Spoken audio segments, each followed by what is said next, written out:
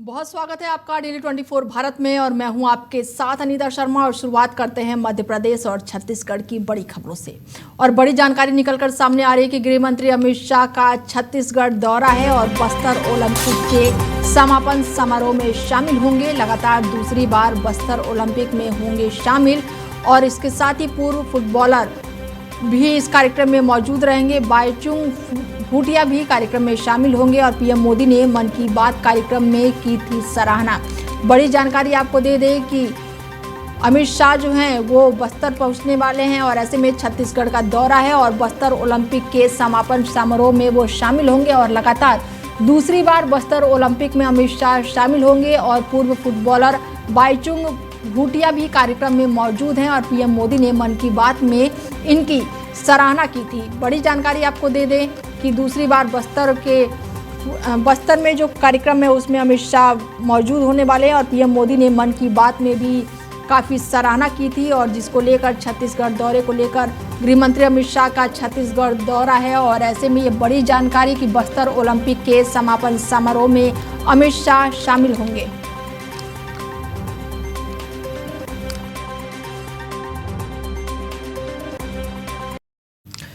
छतरपुर जिले में खनन और क्रेशर मशीन की स्थापना को लेकर विवाद लगातार बढ़ता ही जा रहा है। गांव के पास पहाड़ी क्षेत्रों में लगभग 20 हेक्टेयर जमीन पर एनसीसी कंपनी क्रेशर मशीन लगाने की योजना बना रही है और इस योजना के लिए पर्यावरण स्वीकृति हेतु आयोजन लोक जनसुनवाई में ग्रामीणों और किसानों में जोरदार विरोध प्रदर्शन जताया जा रहा है।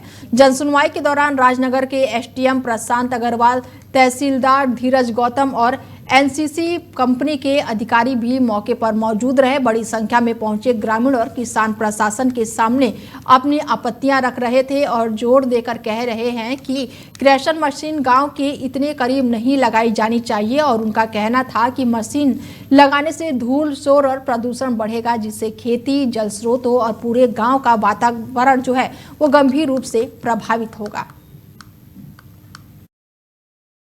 ये पब्लिक हियरिंग इसलिए की जाती है कि गांव वासियों के दावे, आपत्ति, सुझाव का पता लगाया जा सके। तो जैसा कि आप सभी ने देखा कि इसकी जो प्रक्रिया होती है उसके तहत पूरे ग्राम वासियों की जो भी दावे, आपत्ति, सुझाव थे सभी की वीडियो रिकॉर्डिंग की गई है। जिन्होंने लिखित में आपत्ति प्रस्तुत की है वो भी ली गई है और अब इसमें नियमानुसार आगे कार्रवाई की जाएगी। बड़ी मात्रा में लोग विरोध कर रहे हैं क्रेशर का। हाँ बिल्कुल, तो इसीलिए ये इसका उद्देश्य यही है कि लोगों, ग्राम वासियों की भावनाएं जानना, उनके सुझाव लेना, उनकी आपत्ति लेना, ये इसीलिए इसका प्रोविजन किया गया है और ये सभी लोगों की आपत्ति दर्ज कर ली गई है और अब इसमें आगे कार्रवाई की जाएगी। ऐसे कई जगह देखा गया, गलेरा की पहाड़ी यहाँ पे रंगवा गांव के पास में यहाँ पे बताया जा रहा है बिना परमिशन भी पहाड़ खोद दिए गए। अगर ऐसे मामले आए नहीं, अभी मेरे पास ऐसा कोई मामला नहीं है। अगर ऐसा कोई होगा तो उनमें नियमानुसार कार्रवाई की जाएगी। बताएं आप, ये शहरों का आदमी यहाँ किस लिए आ रहा है? शुद्ध हवा के लिए गाँव में घूम रहा है।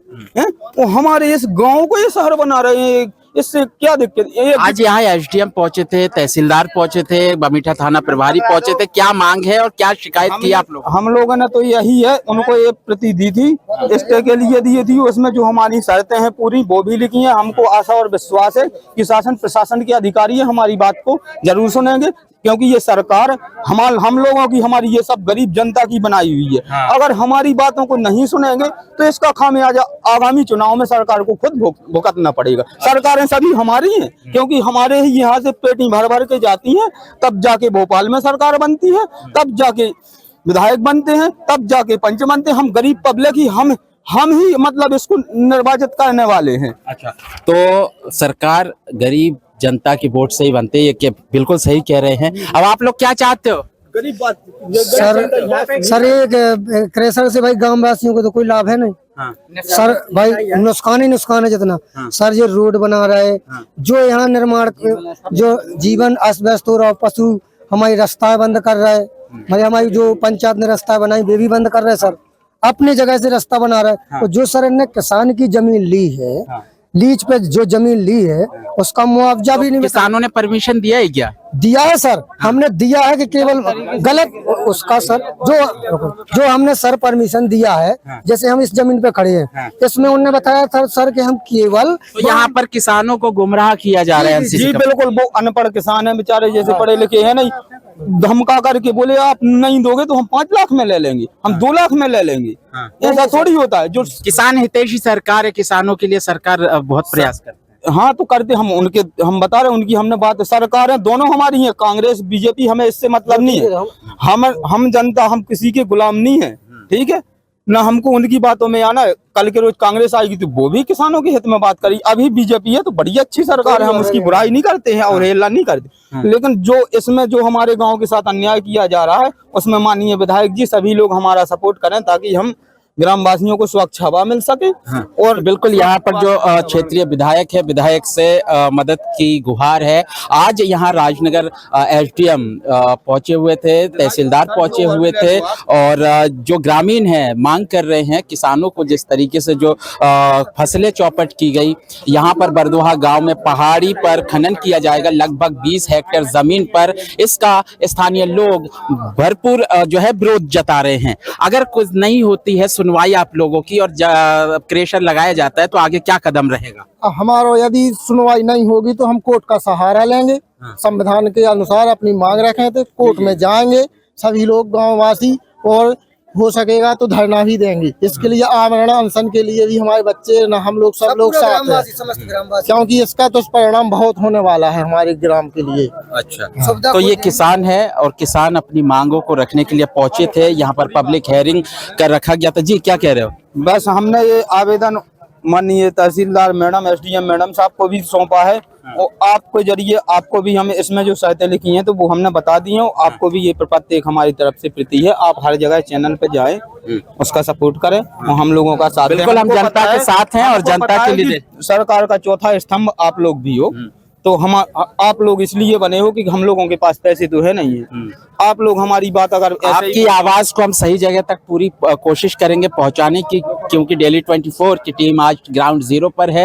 ये बरदोहा गांव है, बिजावर विधानसभा क्षेत्र है। उम्मीद है राजनगर विधानसभा ये क्षेत्र है। उम्मीद है क्षेत्रीय विधायक और सांसद इस तरफ ध्यान देकर किसानों की समस्याओं का समाधान जल्द करेंगे। डेली 24 के लिए छतरपुर से समीर अवस्थी। और शिवपुरी से खबर निकलकर सामने आ रही है जहां पर एक शिक्षक की हत्या का मामला सामने आया है, जिसमें स्कूल से लौट रहे शिक्षक कल्याण लोधी को गोली मारकर मौत के घाट उतार दिया गया। और इस मामले में पुलिस ने मुख्य आरोपी प्राण सिंह यादव को गिरफ्तार किया है। कार्रवाई करते हुए पुलिस अधीक्षक अमन सिंह राठौर के निर्देश में एएसपी और साथ ही एसडीएम और प्रशांत शर्मा के मार्गदर्शन में ये कार्रवाई की गई। जानकारी के अनुसार 1 दिसंबर की शाम को शिक्षक कल्याण लोधी अपने चचेरे भाई के साथ मोटरसाइकिल से घर लौट रहे थे और इस दौरान गणेश खेड़ा वेयर हाउस के पास उन पर गोलियां चलाई गई। प्रारंभिक जांच में परिवार ने मुरारी लोधी समेत 6 लोगों पर आरोप लगाए थे और आगे की जांच में ये पता चला कि मृतक के चाचा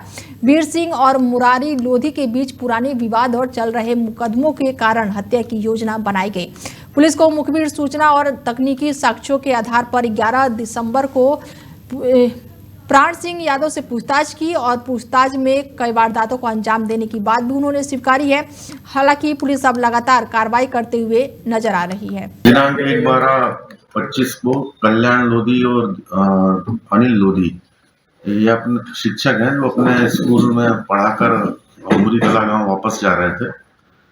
तो रास्ते में गणेशपुरा जो है वेयर हाउस के पास कुछ व्यक्तियों ने आकर इनको गोली मार दी, जिसमें कल्याण लोधी की मृत्यु हो गई। इसके पश्चात हमारे पुलिस अधीक्षक महोदय ने तकनीकी साक्ष्य एवं अन्य पहलुओं पर जांच करने हेतु निर्देशित किया था, जिसमें एसडीपी प्रशांत शर्मा द्वारा विभिन्न टीमें बनाई गई थी। इसमें फरियादी पक्ष द्वारा 6 लोगों के विरुद्ध नामजद रिपोर्ट कराई गई थी। इस दौरान मुखबिर की सूचना में एक आरोपी पकड़ा गया जो कि एफआईआर में जिसका नाम नहीं था, वह था प्राण सिंह यादव, जो पिछोर थाना क्षेत्र का रहने वाला था, भगवनपुरा ग्राम। छत्तीसगढ़ के बलरामपुर जिले में स्वास्थ्य सेवाओं की स्थिति सुधारने के लिए सरगुजा सभा के डॉक्टर अनिल कुमार कुशवाहा लगातार सक्रिय हैं। हाल ही के दिनों में वो पूरे संभाग के अस्पतालों और स्वास्थ्य केंद्रों का औचक निरीक्षण कर रहे हैं और इस कड़ी में उन्होंने बलरामपुर जिले के शंकरगढ़ और कुसमी समुदाय स्वास्थ्य केंद्रों का भी निरीक्षण किया। शंकरगढ़ समुदाय स्वास्थ्य केंद्र की स्थिति जो है वो अत्यंत गंभीर पाई गई। निरीक्षण के दौरान पूरे 8 कर्मचारी अनुपस्थित मिले, जबकि अटेंडेंस रजिस्टर में 2 कर्मचारियों ने पहले से ही एडवांस साइन कर रखा था। ज्वाइंट डायरेक्टर ने इसे गंभीर अनियमितता मानते हुए सभी अनुपस्थित कर्मचारियों को तत्काल कारण बताओ नोटिस भी थमा दिया है और इसके साथ ही अस्पताल की सफाई और व्यवस्थाओं पर भी उन्होंने कड़ी नाराजगी जताई। विशेष रूप से एक्सरे और लेबोरेटरी में गंदगी देखकर उन्होंने संबंधित प्रभारियों को भी कारण बताओ नोटिस जारी किया है। बलरामपुर जिले के 2 सामुदायिक स्वास्थ्य केंद्र शंकरगढ़ और उसके बाद कुसमी। सबसे पहले ऑन द रोड में शंकरगढ़ सामुदायिक स्वास्थ्य केंद्र में विजिट किया लगभग 12:15 बजे। तो वहाँ पे बिना सूचना के 8 लोग अनुपस्थित थे, जिसमें कि 2 लोग एक गंभीर उन्होंने एक प्रॉब्लम किया है कि वो अटेंडेंस रजिस्टर में एडवांस में साइन करके गए थे बिना उसके, जो कि उसका सही जानकारी जो वहाँ के जो बीमो है वो भी नहीं बता पाए। और साथ में वहाँ साफ़ सफाई का अभाव था, लाइट की रोशनी कम थी, एक्सरे मशीन और जो लेबोरेटरी थी, लैब था, वहाँ पे भी गंदगी पड़ी हुई थी। उसके लिए सभी को कारण बताओ नोटिस जारी किया गया है और चेतावनी देते हुए भविष्य में इस तरह की पुनरावृत्ति ना हो। जहाँ मरीज बैठते हैं वहाँ पे साफ़ सफाई बेंच लगा कर रखें और जितने भी आईसी मटेरियल उसको लगाने के लिए उनको निर्देशित किया गया है। उसके बाद लगभग 2:15 बजे आगे जाते हुए कुसमी सामुदायिक स्वास्थ्य केंद्र है, वहाँ पे साफ़ सफाई थी, कुछ चीज़ों में गड़बड़ी थी। वहाँ भी करीब 2 लोग जो है बिना जानकारी के अनुपस्थित है, उनको भी कारण बताओ नोटिस जारी किया गया है। मध्य प्रदेश के दतिया जिले में पुलिस ने अवैध शराब तस्करी के आरोप में 3 व्यक्तियों को गिरफ्तार किया है और ये आरोपी अवैध शराब बेचने के उद्देश्य से ले जा रहे थे, लेकिन पुलिस ने लगातार कार्रवाई करते हुए उन्हें पकड़ लिया और जांच के दौरान आरोपियों के कब्जे से 180 लीटर कच्ची और जहरीली शराब के साथ उनके पास से कट्टा, 2 जिंदा कारतूस जैसे अवैध हथियार भी बरामद हुए हैं। बता दें कि पुलिस लगातार कार्रवाई कर रही है और पुलिस ने तीनों आरोपियों के खिलाफ मामला दर्ज कर लिया है और उन्हें कोर्ट में पेश किया गया और इस कार्रवाई से क्षेत्र में अवैध शराब और हथियारों की तस्करी पर अंकुश लगाने की दिशा में एक महत्वपूर्ण कदम माना जा रहा है। छतरपुर जिले के नौगांव शासकीय उत्कृष्ट उच्चार माध्यमिक शिक्षा विद्यालय में एक दुखद घटना सामने आई है। स्कूल में कर्मचारी गुलाब प्रसाद नापित ने अपने आवास में फांसी लगाकर आत्महत्या कर ली। घटना के पूरा दृश्य जो है वो सीसीटीवी कैमरे में कैद हो गया है। फिलहाल आत्महत्या के पीछे का कारण अभी स्पष्ट नहीं हो पाया है और पुलिस मामले की गहनता से जांच पड़ताल कर रही है। घटना में विद्यालय और आसपास के क्षेत्रों में सदमा और चिंता का माहौल पैदा हो गया है। भोपाल में पीसीसी अध्यक्ष जीतू पटवारी ने प्रदेश की वर्तमान स्थिति को लेकर गंभीर आरोप और टिप्पणी की है। उन्होंने कहा कि पिछले 2 साल प्रदेश के लिए विनाशकारी रहे और प्रदेश की जनता के निवेश और विकास के नाम पर ठगा गया। उनका कहना है कि विपक्ष प्रदेश के विकास और समृद्धि के लिए सकारात्मक भूमिका निभा रहा है, लेकिन सरकार की नीतियों के कारण सबसे बड़ा बेरोजगार और साथ ही सबसे बड़ा जो है वो बेरोजगार प्रदेश जो है वो मध्य प्रदेश बन गया है। किसानों को फसल का उचित दाम नहीं मिल रहा है, जबकि खाद की फैक्ट्रियां होने के बावजूद किसान मरते जा रहे हैं। इसके साथ ही उन्होंने प्रधानमंत्री नरेंद्र मोदी को भी लेकर बड़ा बयान दिया। उन्होंने कहा कि किसी भी गारंटी को पूरा नहीं होने का आरोप लगाते हुए उन्होंने कहा कि किसान मजबूर होकर अपनी प्याज सड़क पर फेंकने को मजबूर है और रोजगार के अवसर मिलना तो राजनीतिक दखल नहीं देंगे। उन्होंने उज्जैन में शराब बिक्री, शराब माफियों और उनके संरक्षण की ओर भी ध्यान दिलाया। इसके अलावा उन्होंने आरोप लगाया कि मंत्री विश्वास सारंग, जगदीश देवड़ा और साथ ही प्रतिमा बागरी जैसे बड़े अधिकारी भ्रष्टाचार और अपराधों में शामिल होने के बावजूद किसी कार्रवाई का सामना नहीं कर रहे हैं। पहले तो मध्य प्रदेश समृद्ध बने इसकी कल्पना के इसके लक्ष्य के हम साथ हैं, पर मोहन यादव जी ने आज पूरी प्रेस से जब बात की तो गंभीरता की बहुत कमी थी। हंसी मजाक में उन्होंने मध्य प्रदेश के विजन को बताने की कोशिश की। 2 साल में जिस तरीके की वो समृद्धि की बात कर रहे थे, हमने अखबार से सरकार का जवाब दिया, अखबार की खबरों से सरकार का जवाब दिया। हमने अखबार की 2 साल की सिर्फ 150 कटिंगें लगाई और बताया विभागवार कि असली वस्तु स्थिति ये है। हर विभाग के अलग अलग बताया किस तरीके से ST/SC के खिलाफ अत्याचार है, किस तरह से कृषि के साथ किसानों के साथ अन्याय है, कैसे खनन माफिया है, कैसे गृह मंत्रालय चल रहा है, कैसे शिक्षा विभाग है, कैसा स्वास्थ्य विभाग है, कैसा कृषि विभाग है। अलग अलग खबरों से मोहन यादव को सरकार का आईना बताया है तो आवश्यकता थी। हम जो बोलते हैं विपक्ष की आवाज है, अखबार जो बोलता है वो प्रदेश की आवाज। इंदौर क्राइम ब्रांच ने नकली नोटों के अवैध कारोबार का पर्दाफाश करते हुए 4 युवकों को गिरफ्तार किया है। पकड़े गए आरोपियों के कब्जे से लगभग 2 लाख रुपए की नकली नोट और दोपहिया वाहन जब्त किए गए हैं। सभी आरोपी इंजीनियर में डिप्लोमा कर रहे हैं और प्राइवेट नौकरी भी कर रहे हैं। पुलिस के अनुसार इंस्टाग्राम पर रील देखकर जल्दी पैसा कमाने के लालच में ये युवक नकली नोटों की खरीद फरोख्त में शामिल हो गए। क्राइम ब्रांच ने इनके कब्जे से हीरो होंडा सिटी और साथ ही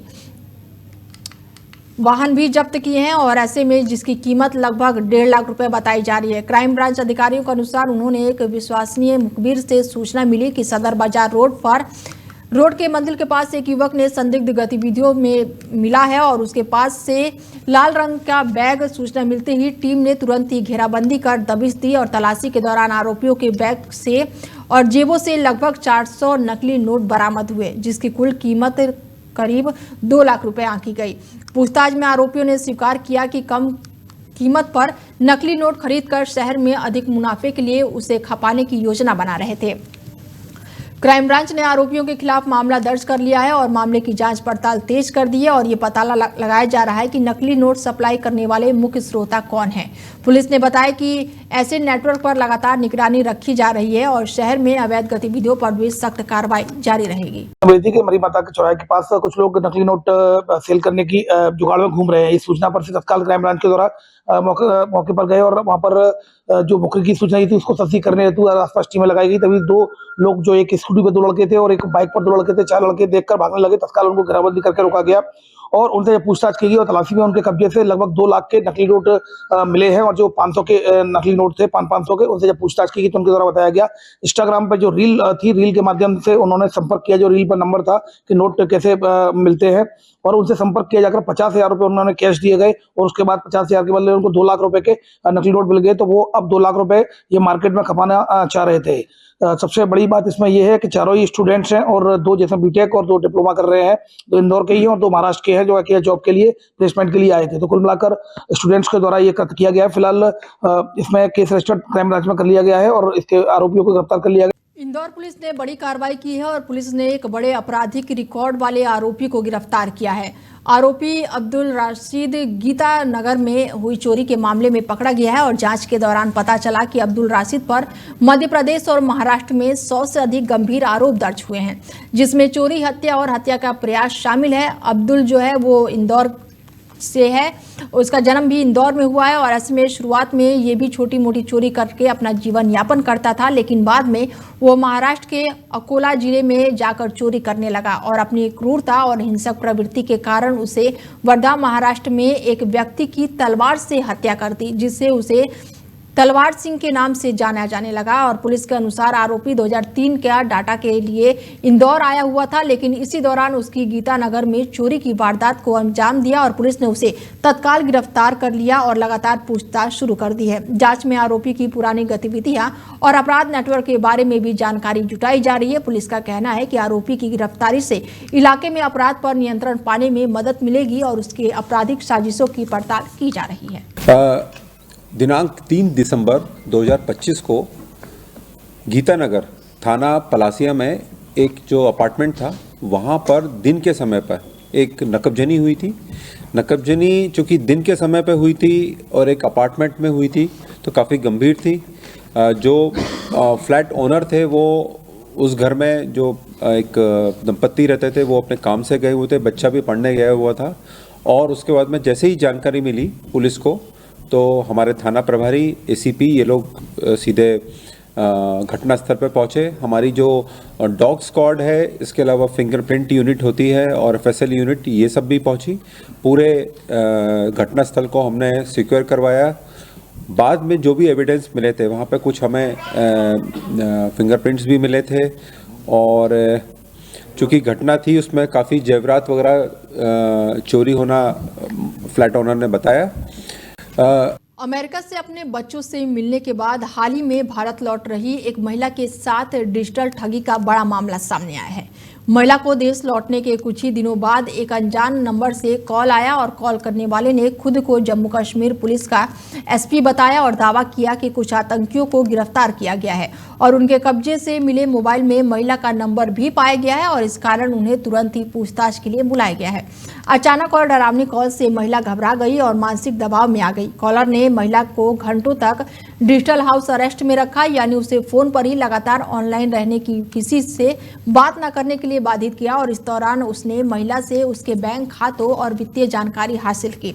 धीरे धीरे आरोपी महिला के खातों से 29 लाख रुपए से अधिक की रकम निकालने में सफल रहा। महिला को तब इस धोखाधड़ी का एहसास हुआ जब बैंक खाते से लगातार बड़ी रकम कटने लगी। घबराकर उसने मामले की जानकारी विदेश में रहने वाले परिजनों को दी। उन्होंने तुरंत ही पुलिस को संपर्क किया और पुलिस ने शिकायत मिलने के बाद से मामले में प्रकरण दर्ज कर जांच पड़ताल शुरू कर दी। प्रारंभिक जांच में पता चला कि महिला के पैसे जिन खातों में ट्रांसफर हुए थे उन्हें चिन्हित कर फ्रीज कर दिया गया है। साइबर सेल और पुलिस की संयुक्त टीम अब कॉल करने वाले की लोकेशन, इस्तेमाल किए गए नंबर और ई वॉलेट का और खातों की गहनता से जांच पड़ताल कर रही है। पुलिस का मानना है कि ये एक संगठित साइबर ठगी गैंग का काम है जो कि खुद को सरकारी अधिकारी बताकर लोगों को डराते हैं और उनका पैसा ठगते हैं। पुलिस ने जनता से अपील की है कि ऐसा किसी भी संदिग्ध कॉल या संदेश पर तुरंत सतर्क रहे और किसी भी वित्तीय जानकारी को साझा न करें। मामले की जांच अभी जारी है और आरोपियों की पहचान और गिरफ्तारी का प्रयास तेज कर दिया गया है। एक ये सीनियर सिटीजन के साथ डिजिटल अरेस्ट का मामला सामने आया है। थाना एरोड्रम में रहने वाली जो महिला जो कि सीनियर सिटीजन है, उम्र 70 वर्ष से लगभग, वो यूएसए में अपने बेटे के साथ रह रही थी। वहां से यहाँ पर इंदौर आई थी, जो कि इंदौर में इनका घर है, एरोड्रम थाना क्षेत्र के अंतर्गत। और 23 तारीख को उनके पास एक कॉल आया कि मैं जम्मू कश्मीर, व्हाट्सएप कॉल आया कि मैं जम्मू कश्मीर का एसपी बोल रहा हूँ और ये टेररिस्ट एक्टिविटी जो है उसमें आपका जो सिम है उसका उपयोग हुआ है और आपके अकाउंट में मनी लॉन्ड्रिंग का पैसा आया है और आपको इस पैसे में से 1.5 करोड़ रुपए आपको मनी लॉन्ड्रिंग के रूप में मिले हैं।